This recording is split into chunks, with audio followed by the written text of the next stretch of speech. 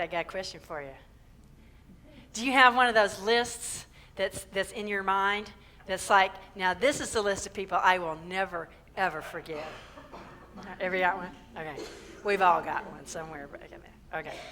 Now, it's like, I forgive these things, I forgive those things, I forgive those people, but however, I have a little list in reserve back here, you know? Got this one in my back pocket, and not them. It's not going to happen. Never, ever going to forgive them, okay? Well, that's a problem, isn't it? Because what that prayer says, if I don't forgive everybody, then what's going to happen? I'm not forgiven, right? And it's not, and we'll look at why that is. It's not because God's like, well, if you're going to be so stinky, I'll be stinky to you, okay? No, that's not God. Human beings do stuff like that. That's not God, okay? But we'll look at what that dynamic is. I'll never forget this. This was some years ago, but I was thinking about my never ever list, going over it in my mind, you know. And I thought, what is this? What is this? Why am I not going to let go of this? And I had this epiphany. I'm like, the reason I'm not going to let go of this is because this is my shield.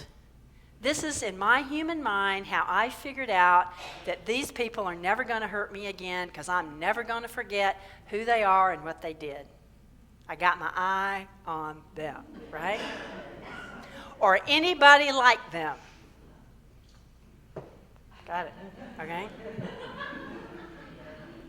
And I started thinking how stupid that is.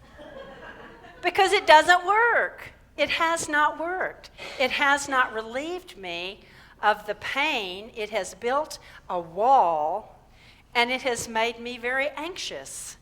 It just doesn't work.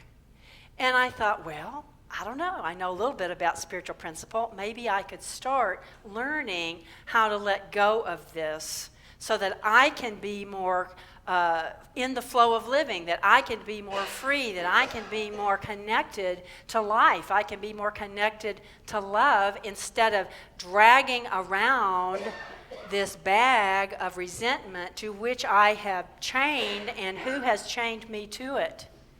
You know who, right? Did God chain me to this? I did it, right? I am chained to this thing. Because when we hold resentments, when we hold people in bondage, guess who's holding the other end of the chain? We know that. You can't keep somebody else in jail without being the jailer.